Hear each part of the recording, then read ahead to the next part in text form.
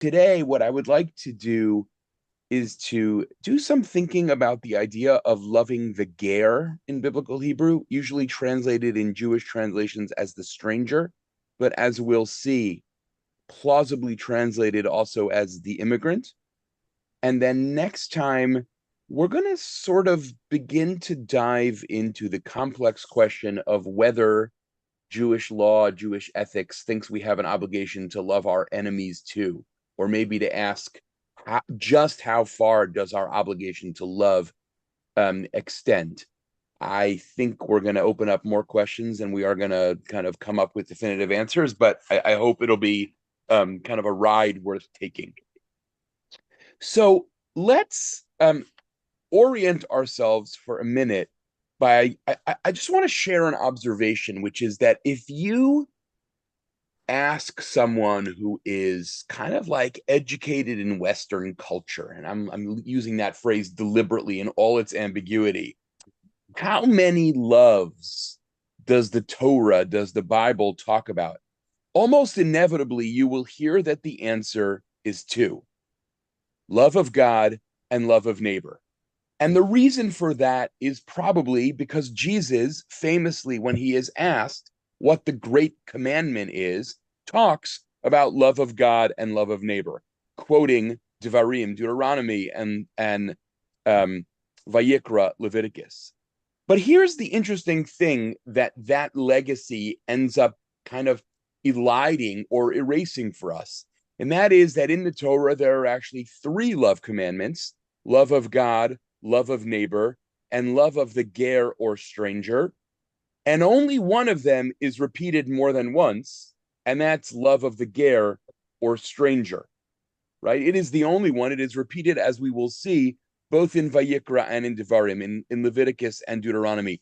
And let me actually just take a pause to say, if I say something and forget to translate it and it is not familiar, please just stop me. That there is really, not only is there no shame, you have my appreciation in advance for doing that.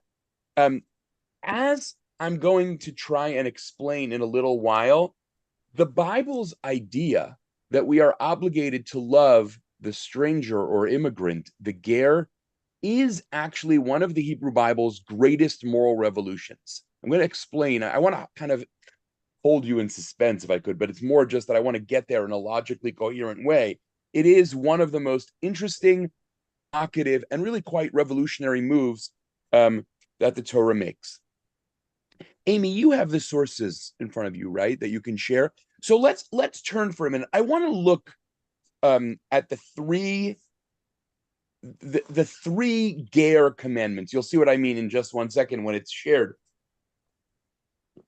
And I'll just kind of, just to give you a sense of where we're going to go in the next few minutes, from Exodus to Leviticus to Deuteronomy, there is a progression, you might say an intensification of our obligations to the ger or stranger. And I just want you to sort of take that trip with me, if you will, for just a minute.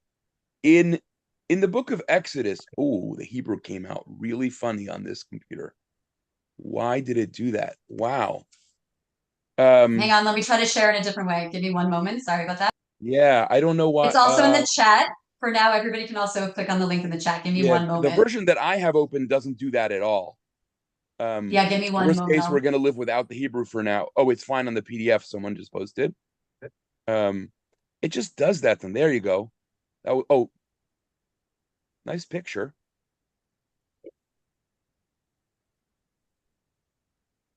Amy, you are now muted. Yeah, give me 1 second. I'm just pulling up the one I put in the chat. Okay.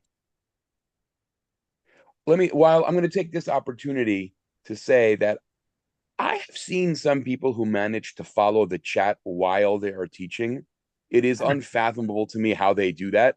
I will not be doing that. So, Amy, I'm going to ask you at a few I took points advantage of the fact that there was a break, Shai, Rabbi to Shai. fill me in on what's being. How do people actually do that? I mean, I can barely, be coherent when I'm not reading something at the same time. But anyway, so but please do feel free to post stuff in the chat. And I will ask Amy to. So Ari says the answer is multiple screens, but I don't have multiple brains. That's the problem. But okay, so here we go. If we could make this somewhat bigger so people can actually see, is that doable? Perfect. Awesome. Thank you. Okay. So Exodus begins by saying, V'ger lo tilchatz, you shall not oppress a stranger. V'atem yedatem et nefesh hager, for you know, I would translate here somewhat colloquially as how it feels to be a stranger. That's the JPS translation you have. Ki gerim hiyitem be'eretz Mitzrayim, you were strangers in the land of Egypt. Here, Exodus starts with what in Jewish language is traditionally called a mitzvat lo ta'aseh, a prohibition, a negative command. This is what you may not do. You may not oppress the stranger. And then this explanation is given. You know the feelings of the stranger. And here, I just want to clarify one thing that it is easy to miss. The prohibition on oppressing the stranger does not derive from your experience of oppression. That would make no sense, because if it did, then Pharaoh could say, well, I've never experienced oppression. I can do whatever I want. So the prohibition derives from the moral prohibition of taking advantage of the vulnerable.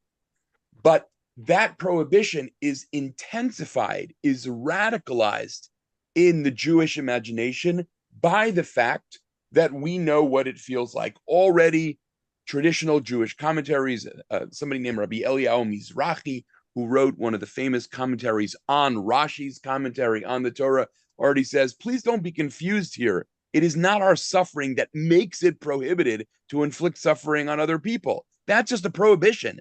But our suffering ought to morally awaken us to the gravity of what it would mean to oppress someone. And I want to just ask you to note here, right, just how central the idea is of empathy here. It is not like an abstract prohibition. It is actually an appeal to your heart and your experience. I'm going to say more about that in just a minute. Just by the way, to give you some clarity here, I'm going to work through the first three sources, and then I'm going to stop for some questions and discussion. But I want to sort of have you experience this as a unit. I think it's really useful to do that. Now, Rabbi Held, before you move on, Martine in the chat wanted to ask about a fourth referral to love, which is to love your neighbor as yourself. So self, like that the self, I am commanded to love your neighbor as yourself. Okay, so all right, let me try to respond to that very quickly, because otherwise it's gonna derail us. I would rather answer it a little bit later, but I will say this. That's fine. For the Bible itself, there is no commandment to love the self. Love of the self is in the Bible assumes that we already love ourselves and then asks us to extend the same love to others that we already extend to ourselves. Now, part of the issue is, well, what do you mean by loving self? Because there's some of us who would say, wait a minute, loving myself has been the great struggle of my lifetime. What do you mean the Bible assumes it? But I think part of this has to do with that for the Bible, a major piece of what it means to love someone is to seek or want their well-being. And the Bible assumes, we could talk about whether that's right or that's wrong or that applies in modernity or doesn't, that we always already seek our own well-being. Sometimes people say, I've heard this a lot, mostly from students in classes, occasionally from scholars as well. Oh, there's an implicit mandate to love the self in these verses. I don't think that's quite right. There's an assumption of love. It's love your neighbor as you already love yourself, is I think how Leviticus sees this. Now, whether later Jewish sources would talk about a mandate to love the self, that's another discussion we could have. That's OLAM 2026 instead of 2025. Okay, so Leviticus so far, though, has said nothing about love, right? I'm sorry. Exodus so far has said nothing about love. It just said don't oppress the ger. Leviticus comes along and says, and don't worry, I'm going to talk at some length about what a ger actually is in a moment.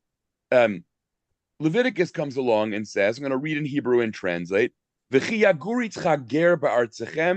tonu oto. When a ger, a stranger, lives with you in your land, you shall not mistreat him. Ka'ezrach mikem yelachem, hager hagar itzchem. The stranger who resides with you shall be to you as one of your native born. Now, if any of you have modern Hebrew, you might see the word Ezrach and assume that Ezrach means citizen. Even the JPS Bible translation translates Ezrach as citizen. I will just say, I don't think that's quite right about biblical Hebrew. I don't think this is a political term. You'll see why in a few moments. It's a term about where I'm from. It's an identity term, right? It's someone who was born and is part of your community. It doesn't yet, I think, have the political meanings it has in modern Hebrew. And now comes the intensification, right? We saw the first verse repeated, don't oppress, but now we're going to hear, rather, v'havtalo kamocha, you shall love him as yourself, ki gerim hitem be'eretz Mitzrayim, because you were strangers in the land of Egypt. Ani Hashem Elohechem, I, the Lord, am your God. So, just for a minute, imagine the structure of the book of Leviticus. 16 verses ago, 15 verses ago, we were told to love our neighbor. Ve'avta l'reacha kamocha. Now, this is not going to be our topic for today, but a reya in biblical Hebrew clearly means a fellow member of the covenant. So you might think, okay, that verse means only love my fellow Jews. But 15 verses later, the Torah comes and says, okay, great. I'm Jews is anachronistic, but I assume you get my point, right? Love your fellow Jews, but also love the immigrant non-Jew who lives among the Jews. That is, whatever it means to love your neighbor, you also owe that same thing to the stranger. The stranger, as again, I'm going to kind of unpack this slowly, is not an Israelite and yet is living among the Israelites. So you have here a kind of expansion of the boundaries of love beyond the community towards people who live in the community but are not full members of it. But now I want to invite us to stop for a minute and notice something that is kind of easy to miss. These verses are, for many people, so well known, even if we don't necessarily spend our lives always living up to them. They're so well known that it is easy to miss how profoundly not obvious they are. You could imagine someone saying, I was oppressed in the land of Egypt. No one lifted a finger to help me. Therefore, I don't owe anybody anything. There's nothing irrational about that. That's a reaction that someone might have. Many of us know people who had that reaction. Many of us ourselves have probably had that reaction about something or other in our life. And or you can imagine my saying, I was oppressed in the land of Egypt. No one lifted a finger to help me. Therefore, I am totally committed to not being the kind of person who won't lift a finger. What I want to just propose is that neither of those is more logical than the other. They're both possible reactions, and the Torah is actually inviting us to cultivate, nurture, bolster one of those voices and not the other. The assumption that this is obvious, I think, is a mistake, not least because it doesn't acknowledge that this takes work. Many of us have experiences of trauma where we would not say, oh, the thing that it is most obviously done for me has made me more compassionate and receptive to other people's pain. Maybe the opposite.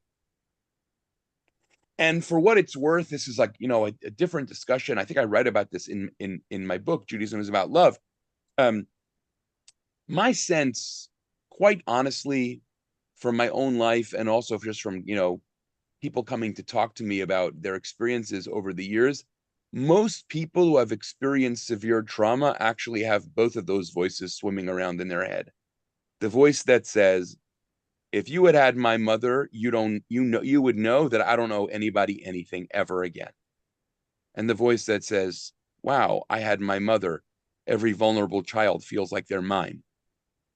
And the Torah, I think, is really nurturing, working on inviting us to center that second reaction. What is another way of saying this, right, is that memory of pain or of vulnerability on its own does not mean anything. We have to shape the memory that then goes on to shape us, right? I'll say this in the most provocative way.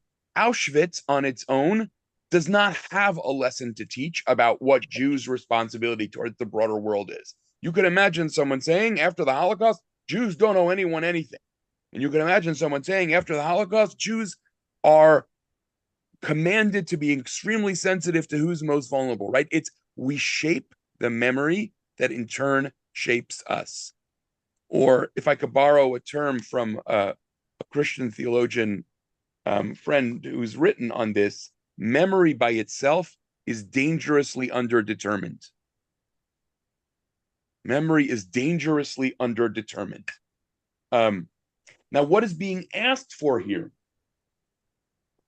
is really interesting.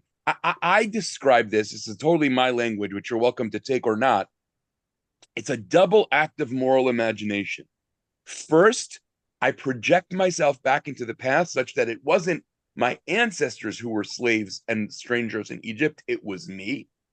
And then second, I then ask, who are the people whose current status parallels that, right? So I project myself back into the past, and then I ask, again, who is in that mode now?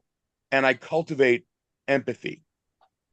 At the risk of belaboring this point, I'll just say, in the 1990s, during the Bosnian genocide, even Elie Wiesel, who had spent years and years talking about memory, Elie Wiesel gives a couple speeches in which he says, I might have been wrong about this memory thing, because in Bosnia, these folks are litigating a battle that they're still remembering from 600 years ago.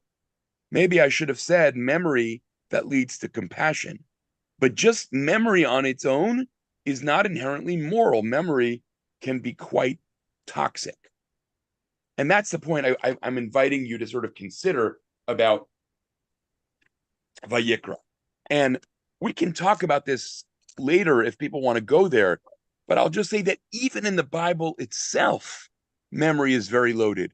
Remember how violent the Israelite memory of Amalek is, right? Remember what Amalek did to you, how they attacked you in the desert and went after your most vulnerable people. Therefore, they will be your enemies for all time and you should blot them out.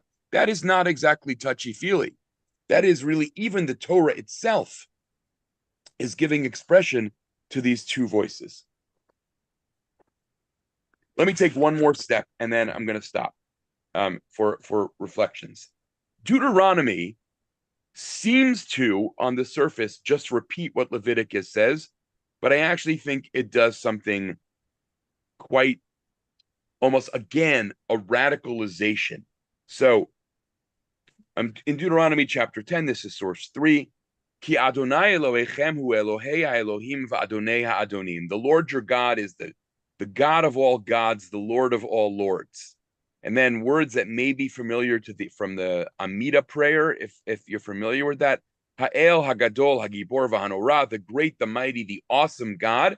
Now you might imagine stereotypes of the Hebrew Bible, great, mighty, awesome God, that the next sentence will be, God can smite God's enemies like nobody's business. But instead what we get is, what is God's greatness, mightiness, awesomeness?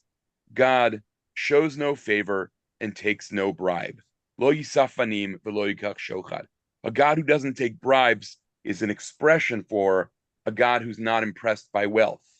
You can't put your name on a building and then go home and mistreat your workers. God is unimpressed with that. And then the description goes on to say, what does God do? God is osem mishpat yatom v'almana. God champions the cause of the orphan and the widow. The orphan and the widow are the classic vulnerable people in an ancient society because in a patriarchal economy, they are both people who have lost the adult male who is responsible for their well-being. So God champions the cause of the orphan and the widow. And then the ohev ger latet lo lechem v'simla. God loves the ger and expresses that love by providing the ger with food and clothing. And then the next verse, v'havtem et hager, and you too must love the ger. Why? Because you were strangers in the land of Egypt. Now, how is this different than Leviticus? I want to just suggest quickly in two ways. One is here, loving the stranger is elevated to a form of imitating God. It's not just you should love the stranger because you were sufferers, but you should love the strangers because you were sufferers, and also you claim to worship a God who loves the vulnerable. Therefore, you love the vulnerable too. Loving the vulnerable is loving with God, if you will. It's emulating God's own love. I sometimes like to say that if we took the Bible seriously, we would have the following internal conversation, right? Statement number one, God, I love you. Statement number two, God says, well, that's nice, but I love the most vulnerable people in society. How about you? And then we start to kind of slither around saying, I love you. And God says, no, but that's not how it works. Because I, God, direct your attention to the most vulnerable members of society. So that's number one. Number two, and this is, in I think, many ways, very directly related to the work that a lot of the folks on this call do. You read verse 18, and you hear that God provides the stranger with food and clothing, and you think, wait a minute, how does God do that? The last time I saw God, flying a plane, dropping food packages was a long time ago. So Deuteronomy says, right, you know how God does it? By commanding Israel to do it. I become the means, the vessel, the vehicle through which God provides for those who are vulnerable and in need. And, I realize, of course, that people have a lot of very diverse perspectives on Judaism and God and practice on this call. But I will just say, for me, this notion that part of what it means to strive to be a religious person is to become a vessel through which God's love flows into the world is incredibly powerful, inspiring, and I should also just say very daunting, lest you think I'm some kind of saint, which I don't think anyone would ever think. But, it's also extremely daunting. Last sentence before I stop. What is a ger? What are we talking about here? So we know that in biblical Hebrew, in rabbinic Hebrew, a ger is a convert. That is not what it means in the Bible. Should have maybe said that at the beginning. But a ger is someone who is not part of the kin group and therefore is not part of the in group and therefore is vulnerable to abuse and exploitation. It is someone who is living amidst a community, and because they don't have the social, economic, political connections that a kind of native born person might, they are vulnerable to being exploited. And the Torah is obsessed with the status of precisely those people, the people who are vulnerable to exploitation because they don't have the right. They're not fully insiders. That's the sort of this category that the Torah keeps centering for us. Now, why is this such a big moral revolution? This is really quite amazing, I have to say. All over the ancient Near East, there is an obsession with the status of the widow and the orphan. Not obviously, this was not always upheld, but societies articulated this ideal that a good society should take care of its most vulnerable members. It is totally unique to the Hebrew Bible to expand the category of orphan and widow to be orphan, widow, and stranger. And what I just speaking totally just as me, what I find so amazing about this is the orphan and the widow, those are my vulnerable. Once you introduce the stranger, you move from my vulnerable to the vulnerable. You might even call that, I don't love this language, and I'm going to say this and then regret that I said it. It's a kind of universalizing move. It expands the circle of concern beyond members of my group who are vulnerable to non-members of my group who are living amongst me, who deserve and are commanded to be given the same treatment as vulnerable members of my own group. That's what I'm referring to as the Bible's like great moral revolution in the category of ger. So the word ger has been hard to translate. The King James famously refers to a ger as a sojourner, someone who has come to live among you for a time. The JPS, which I gave you here, uses stranger. More recently, and this is pre-Trump, it's not particularly political, people have used immigrant because they think that captures better the idea that this person came from somewhere and arrived to live with you. There's a lot of struggle to figure out what the best translation of ger is, but the idea of a partial outsider who could be exploited, and the Torah says, do not by any means allow that to happen, but on the contrary, embrace and love them as you embrace and love your own. Okay, let me stop there. I just said a lot. Let me stop there, and I'll start by asking Amy, are there questions in the bottom? No, but if people have, feel free to put it in the chat or unmute and jump in. Yeah, let's spend a few minutes on questions and thoughts, and then we'll go a little deeper. I'll be happy to jump in. Yeah, please. Hi, I'm Alice. I'm from Israel.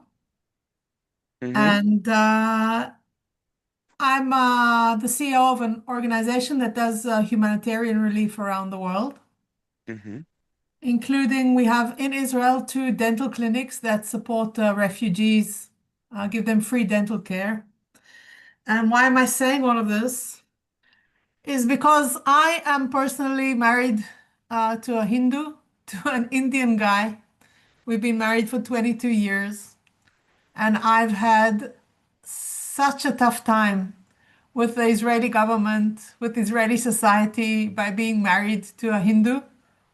And I can carry on saying that we have just had a call from the Tel Aviv municipality to help them support 10 children from Sudan who are under the age of 6, who have no medical support because the current government has changed its laws to exclude these kids from any way of getting medical support.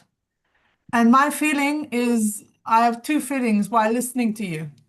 One is that, if these are the laws of a religion, I want to be part of this religion. It sounds like, wow, man, like not only are they taking care of themselves and loving themselves, not only are they taking care of the almanot and the yetumim, they're taking care of the gerim, Wow.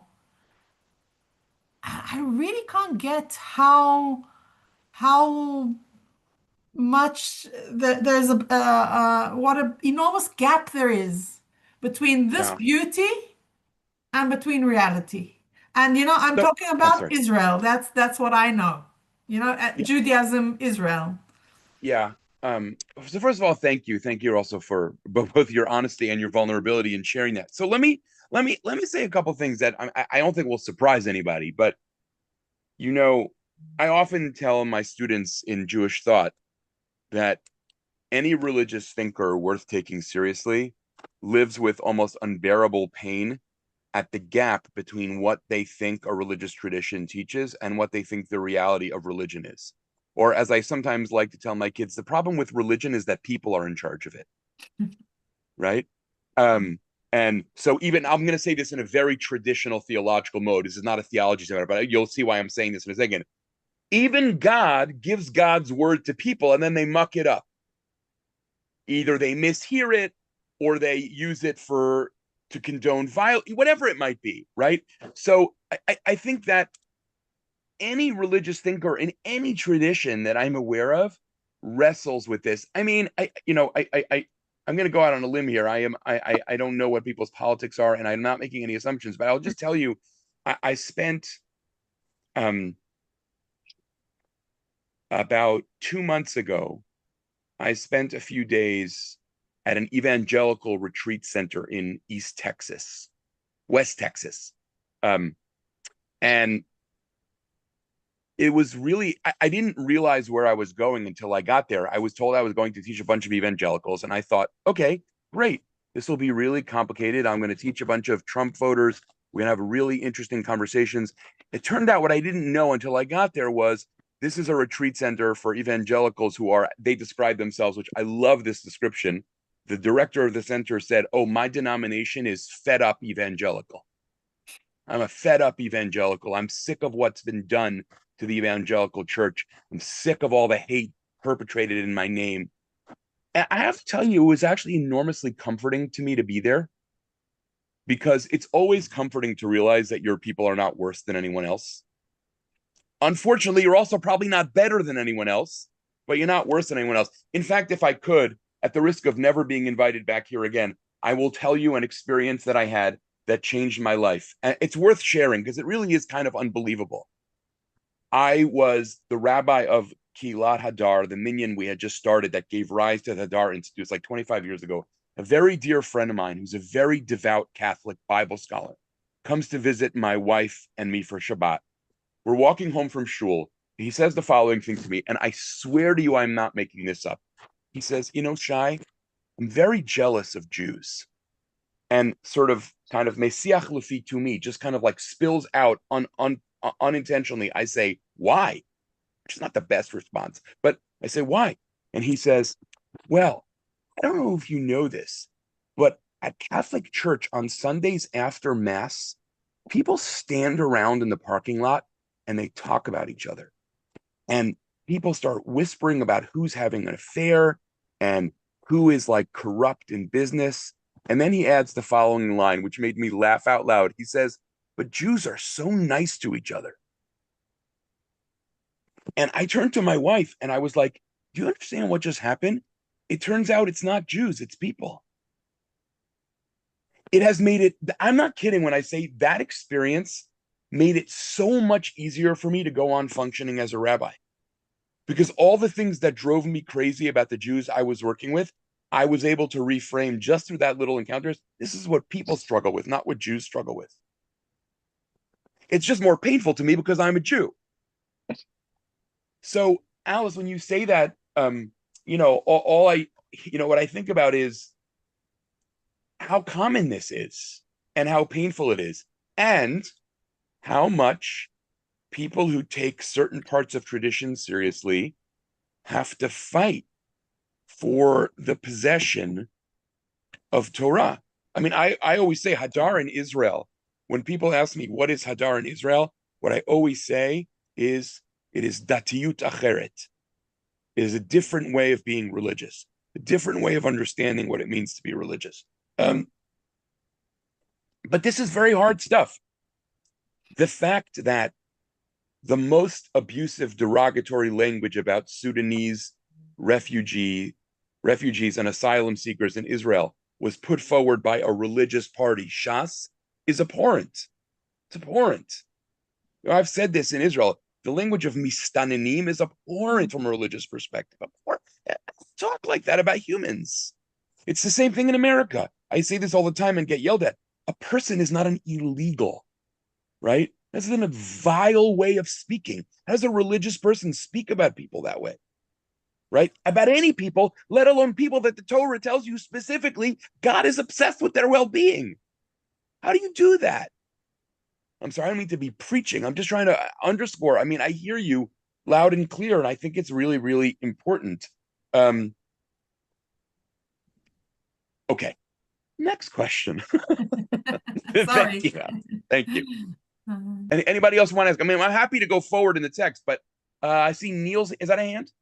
Yeah, I just had a quick comment, and also not to be too cynical politically or religion-wise, but I don't know if anybody's been paying attention in a lot of the Christian and particularly Catholic, web discussions that are out there. There's a lot of talk about what's being called, Ordo Amoris, a Latin term for the order of love. And J.D. Vance, very devout Catholic, our vice president, has been really pushing on this here, that just, I'm just reflecting on it in terms of what you said before about how these things get super twisted in very obvious ways, but that they're taking all of Jesus' teachings to say, no, no, no, no, he didn't really mean that. What he meant was that you love only what's directly around you. And if you should have any time or energy or resources left after all that, then you can reach out beyond your immediate circle, however you want to define that. But I find the whole thing just extraordinary to listen to. And it's in, and I was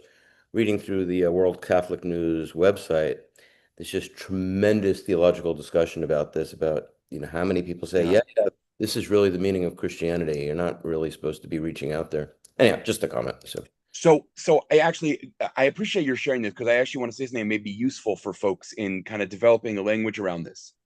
What J.D. Vance is talking about is called the Ordo Amoris, which is a term developed by Thomas Aquinas. The Ordo Amoris is a real thing.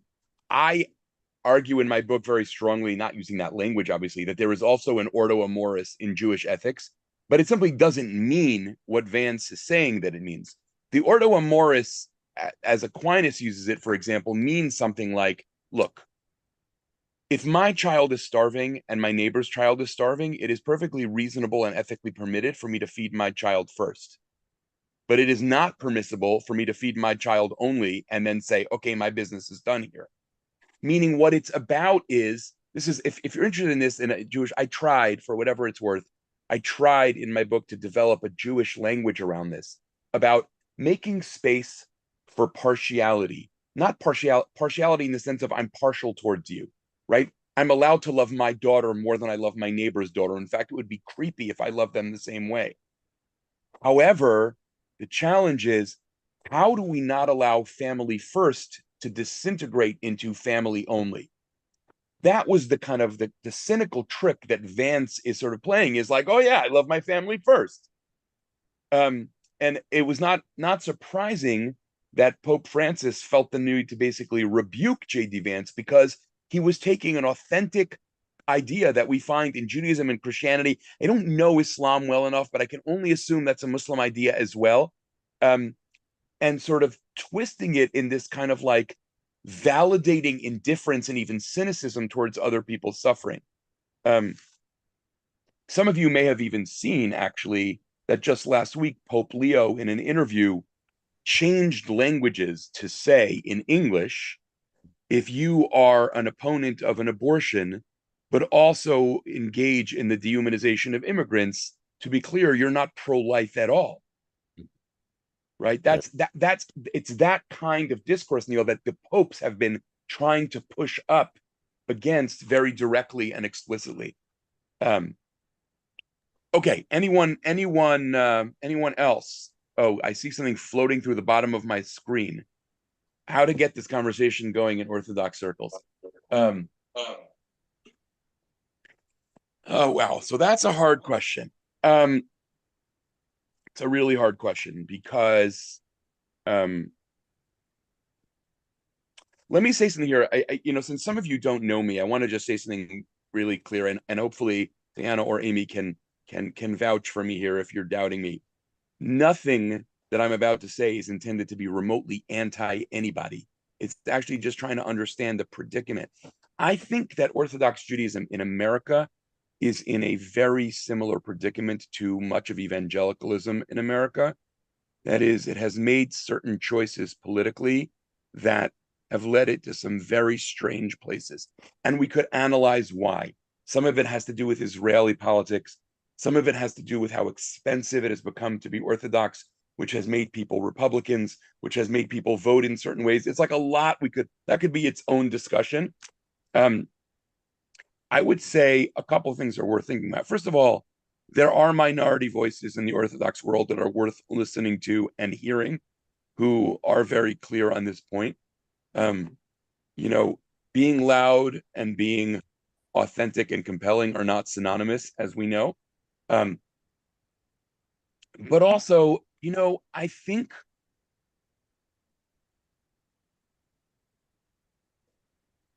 think one of the challenges is, and I don't, I'm not an expert in this. I'm not an educator of young children, but it seems to me that a really insistent focus on empathy as at the heart of what a Torah education is really fundamental. I don't know that arguing people out of MAGA right now is the way to go. I think the way to go is actually insisting on centering empathy in the day-to-day life of a community. And to go back to Neil's point, not just empathy for people in your tax bracket and your skin color. That's the challenge. Because when I've pushed this point, sometimes in certain communities, people will say, well, our community is very empathic. We visit each other when we're sick. And that is very noble and a very big mitzvah and extremely important. And I would never want to knock it for 1 second. But I think it's also, how do you help people see the reality of suffering across boundaries of difference? In Israel, I forgot, ever since COVID, I have no sense of when anything was, but I think this was maybe like a couple of years before COVID. There was a very big controversy for a few days in Israel about rooms in a hospital in Jerusalem in a maternity ward where Palestinian women and Israeli Jewish women were sharing a room for childbirth. And there were Israelis who were like, we don't want to do that. And I remember thinking, the reason you don't want to do that is actually because when you see all the ways that you're both human beings trying to struggle with the most basic elements of life, it rehumanizes you for each other. Of course you don't want to do that. That's actually something that might bring healing. I'm not trying to condemn anyone personally. I'm just saying, in other words, I think it's actually about, can we have experiences of empathically seeing the vulnerability of other people who are different from us? That is, I mean, that is a lot. It is a lot. Deborah, I realize I did not really answer your question. That was great. Thank you so much. Okay, let me, Amy, unless there's more at the bottom, I'm going to push on a little. I want to just say a couple more things. Great. And then maybe, elicit more of a response. First of all, I want to share with you something from the Musar movement, which is a kind of modern, ultra-Orthodox, there is a Musar movement in America that is not ultra-Orthodox, that has taken on a more liberal vein, but originally it is an Eastern European kind of phenomenon in ultra-Orthodox life, with a focus on kind of ethical self-cultivation. And one of the figures in that movement, a rabbi named Eliyahu Lopian, says something that I found quite arresting when I first read it. He says, you know how Exodus says, the feelings of the stranger? He says, people think that's a description of a fact, but actually it's also a commandment. You have to get to know the parts of you that are alienated and wounded, because the parts of you that you don't know will hurt other people. Atem yidatem et nefesh hager, the feelings of the stranger, actually a mitzvah. You have to know that part. If you want to use modern American psychological language, you would say the shadow self hurts people. So you have to kind of expand your awareness of where the parts of you that are wounded are. And that leads me to want to say, and I want to put words in his mouth, this is me talking, that this is a mitzvah that ought to be personalized. It is not just we, the Jewish people, have experienced suffering, therefore we are taught to be compassionate. It's I myself have been vulnerable, therefore I'm working on learning to be compassionate, right? It's personalizing. It's making the story my own. It's a parallel to, you have in certain parts of Jewish spirituality, the idea that each of us is supposed to identify our own Egypt and try to leave. I'm suggesting a kind of empathy version of that. Each of us knows our own Egypt and therefore tries to grow in empathy as a result. That is part of the project of an intertwining of Jewish spirituality and Jewish ethics. I would like to just sort of suggest something that might sound obvious to some of you, but I'm guessing is new to some people, and I hope would be helpful.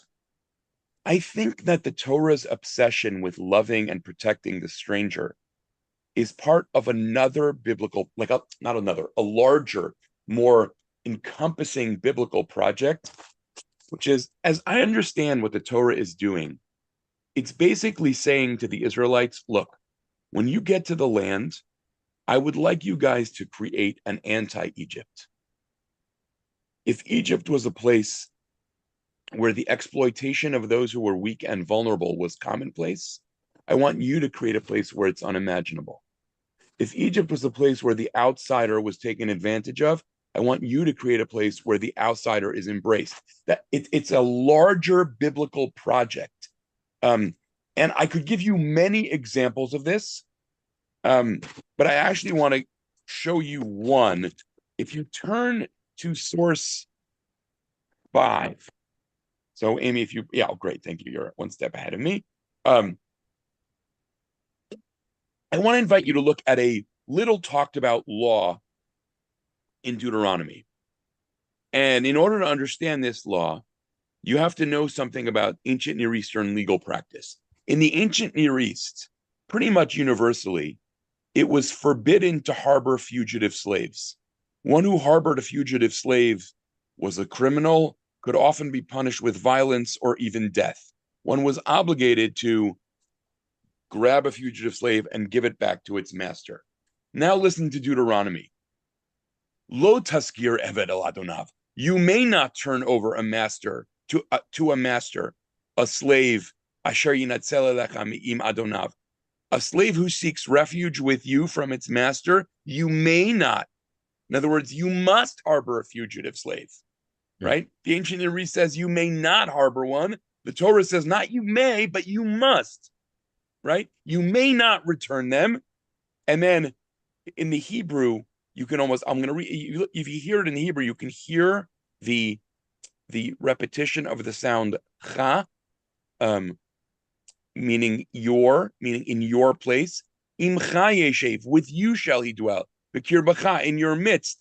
B'makom asher yivchar, in the place that he chooses. Be'achad she'arecha, in any of your settlements. Batovlo, which I'm going to translate, I believe not inaccurately, is wherever he damn well pleases.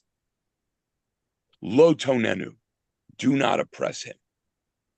That last piece is really important because you might think, oh, I'll harbor a fugitive slave and then take advantage of him because he's vulnerable. No, you better not think like that. Now, here's the interesting thing. This is a classic case to me of refusing to be like Egypt. The Israelites were themselves fugitive slaves, and their master came chasing them. And God implicitly here says, I did not give you back. I did not. I harbored you. I have harbored you ever since. Are you my worshipers, or are you just full of it? Which one is it going to be? Now, here's the thing. I spent my life in Jewish schools, good ones. I never even registered that these verses were there. How many yeshiva kids could tell you what these verses say? The answer is a lot couldn't. That's not an Orthodox thing. That's just a Jewish education thing. So the question I would want to ask is, okay, what would it mean to take these verses seriously in our time? And not just kind of admire them and then move on. Oh, that's nice. What's for Kiddush, right? But actually, like, what is going on here? What does it mean to take these verses seriously at a time when there is so much rampant slavery, or the ethical equivalent of slavery in the world? And I could give you more examples of this. God uses the same words for if an orphan or a widow cries out, I will hear them. God uses the same words as God uses to describe the Israelites crying out and God hearing them. Right? It's subtle at times, but it's pervasive. I'm asking you to build something else. Now, I'm not making some political statement here, but I'll just say, like, you can sort of imagine the biblical writers, God, however you think about that, hearing early Zionists talking about normalization and saying, normalization? I asked you to be a society unlike any other. Why do you want to be like all others? I asked you to be unlike. I don't want you normalized. I know that's not what people meant by normalization. I'm is why I caveated it by saying I'm not making some argument here about Zionism at all. But I think that the issue is like God invites Israel, according to the Bible, to create a society that is truly radically other than the society from which it was brought out. And that is like really at the heart of the Jewish religious project, the Jewish religious / ethical project. And then if you want for a minute, look at source 6, where Leviticus says, right, the land must not be sold beyond reclaim, for it is mine, mine God's. Why? You are gerim. You are always strangers with me, meaning you're not local. This is not yours, it's mine. You're living on my largesse. Don't ever forget, like, don't say, oh, they are outsiders, I'm an insider. You're all guests here. You're all guests here. I struggle a lot with how do we teach Torah like this in a capitalist, consumerist society, which is all about ownership, when Vayikra's point is, you don't own anything. Not really. Halachically, sure, there's ownership because we have to have a way of functioning. But don't get confused and think, that's mine with a capital M. Nothing is yours with a capital Y. It's God's. And how do we live accordingly? How do we live accordingly? And there's so much you can say about this, but I think that that's really essential here, this kind of turning on its head of the assumption, I'm an insider, you're an outsider. And God basically says, you're all kind of outsiders. So sort of, if you want to use a colloquial phrase, get over yourselves. You're not, you're not actually in some ways so different. One becomes, maybe you even want to say, to be a religious person is to understand that existentially speaking, we are all gerim always. Because we're not exactly native born. We've been put here on God's, I don't know what the right word to end that sentence with, God's, I don't know, generosity, willingness, etc. Okay. Any, Amy, are there more questions at all about what I've just said? Not seeing any, but I actually have one if it's okay.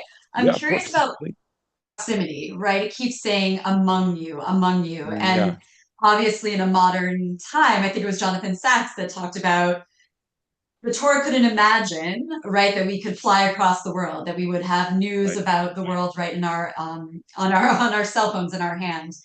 So what does the Torah say about proximity? And based on obviously so much of the work that people do here around the world, reaching vulnerable populations across the globe, how does sort of the essence of what it's saying in the Torah switch to be in this modern context? Yeah, I mean, that is such an interesting and hard question. Look, so let me actually sort of zoom out and answer a bigger question than the one you asked, and then back into the one you asked. One of the things that I often think about is, what would it mean to learn about contemporary politics from texts like this? Because I personally have a lot of skepticism about people who fantasize that they can do a kind of one-to-one correspondence between a classical biblical text and a contemporary reality. Like, let's take like an almost ridiculous example. I was reading Devarim on Love of Stranger, and now I know exactly how many Syrian refugees should be allowed into the US this year. That's ridiculous, right? So I think the language that I like to use, even though I worry that that people kind of deflect it, is that what the Torah can help us with is an ethos for making our way through different societies. So the Torah can't tell us how many Syrian refugees to take in, but it can tell us that, for example, demonization or dehumanization of immigrants or leaving them without basic needs is an abomination religiously. By the way, the Torah cannot even tell us about legal versus illegal immigration. That's not a thing that the ancient Near East knew about, right? So we have to be modest if we're going to be honest. And, speaking very broadly, this is a temptation that is shared on the right and the left politically. Oh, I'll quote a verse and pretend that it just told me that I was right about whatever my policy positions are. I don't think that's actually quite very helpful. Sorry, I'm losing my voice over the course of this hour. But the idea instead of how do I derive a view of the Torah's ethos? I wonder whether that helps us, Amy, with your question. Because on the one hand, I do think the Torah, and this goes back to what I was saying in response to Neil raising the Ordo Amoris, the Torah is interested in the centrality of local, direct interpersonal encounter. And I don't think it would want to let go of that. Like the paradigmatic act of tzedakah. There was a Rosh Yeshiva at Yeshiva University who, here I go with my age. He was someone I was friendly with, and I'm just blanking on his name. He lived in Teaneck. It'll come to me in a minute. He wrote this really interesting essay where he says, the Torah and the sages were really committed to the idea that the paradigmatic act of tzedakah is Amy calls me and says, God forbid, I don't have enough money for my kids' medical care. And I say, here, Amy, let me help you because I can't afford that. And, he says the Torah did not want philanthropy to erase that like interpersonal dimension of giving. However, right, in a world that is endlessly bigger, how do we translate some of that into a larger world?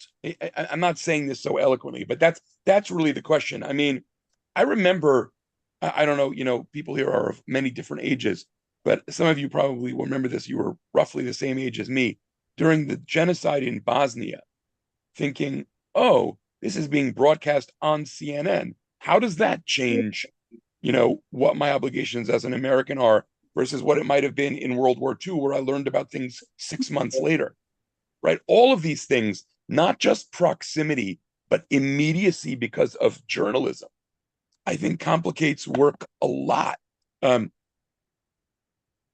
I don't think I'm really answering your question, but what I'm trying to say is, I think we want to be careful that the long distance work that we do that is so central to so many people here, not erase, but grow out of and expand the primacy of the interpersonal.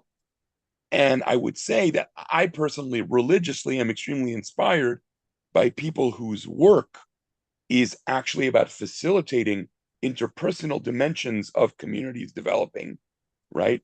Because I think that that's kind of creating, it's almost like the Rambam's ladder, right? It's creating the possibility of this kind of interpersonal tzedakah. If I'm not being clear, feel free to push up against what I'm saying or ask for clarification. But that I think is super helpful. Yeah. I see that Amit has his hand raised. Oh, please, Amit, go ahead.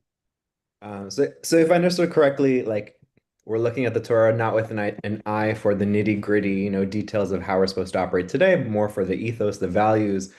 But then I struggle then when we get to a situation where we have a verse that tells us, I can totally buy into this ethos of the values that underpin wanting to not wanting to return the slave. But I have a harder time buying onto the implicit like acceptance of slavery in general. Like Right. you know what I'm saying? Where it's kind of Of hard course. where there are some values that I just don't know if I'm on board with everything that's accepted in the Torah. Yeah. So that's a really great question, and I and a really important one. I think if I could, I want to try to say two things that I think are not contradictory, but I'm not sure they're not contradictory. And I'm not trying to be cute. I'm genuinely struggling with this question.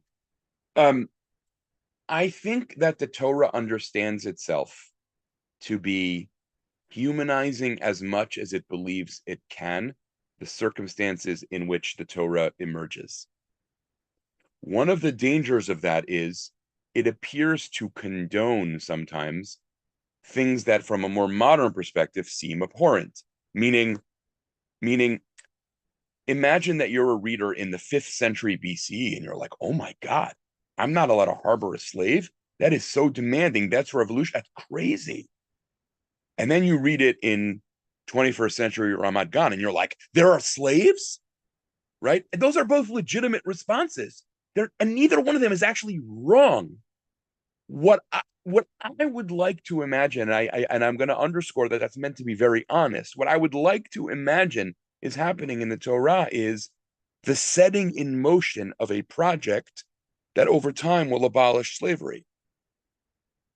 Right?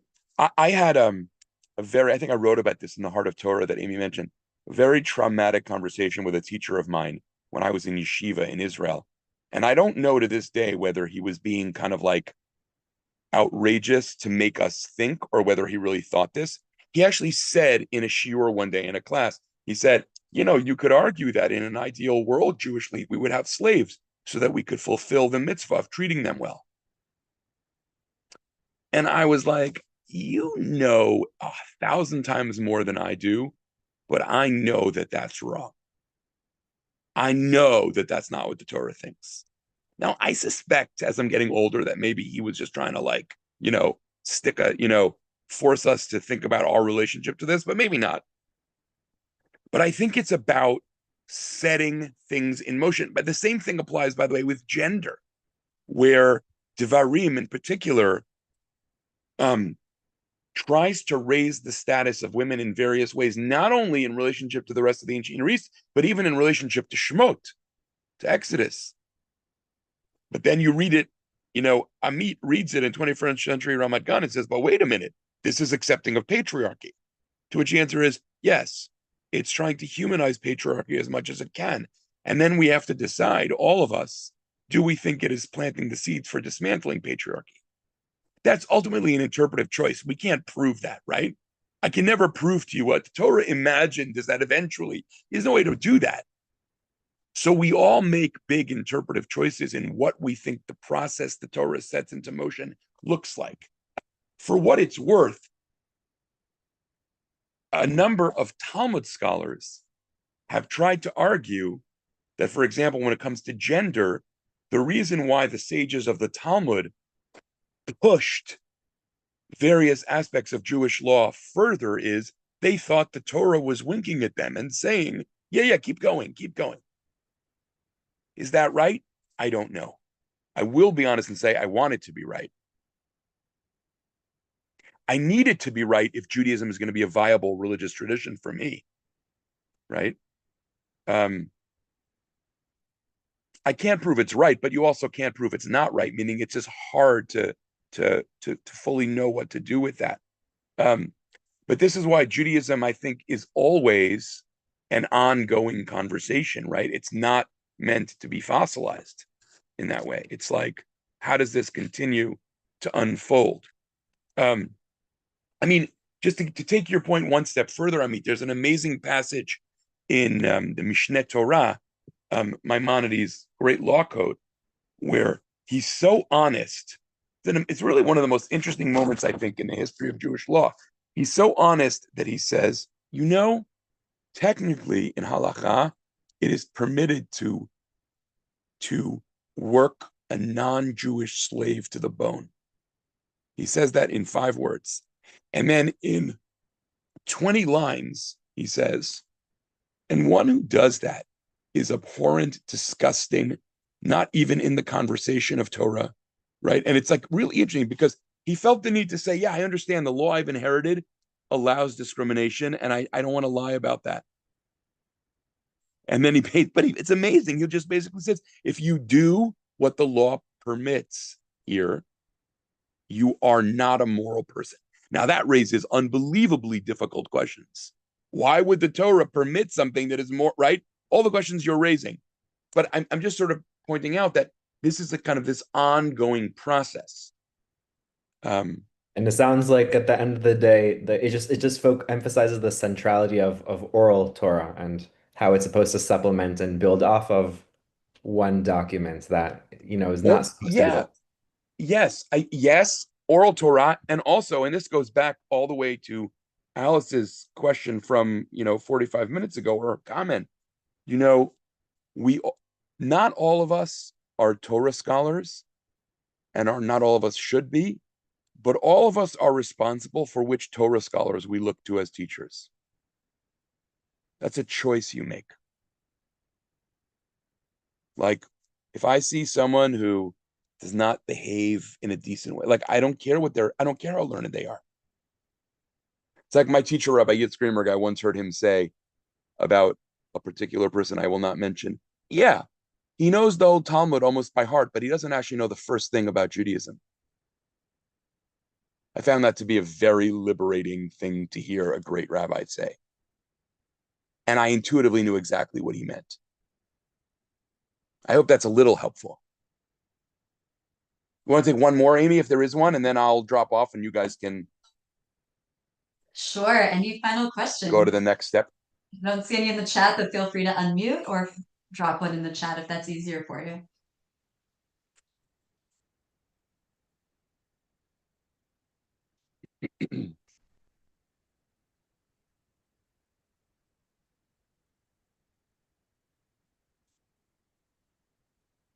Okay, so I think maybe we'll leave it there. I included, I always hesitate about this, but I included as a kind of appendix a place where I tried to articulate this notion in like a modern language of like taking responsibility for what Jewish memory and personal memory mean, which I think is just such an important project.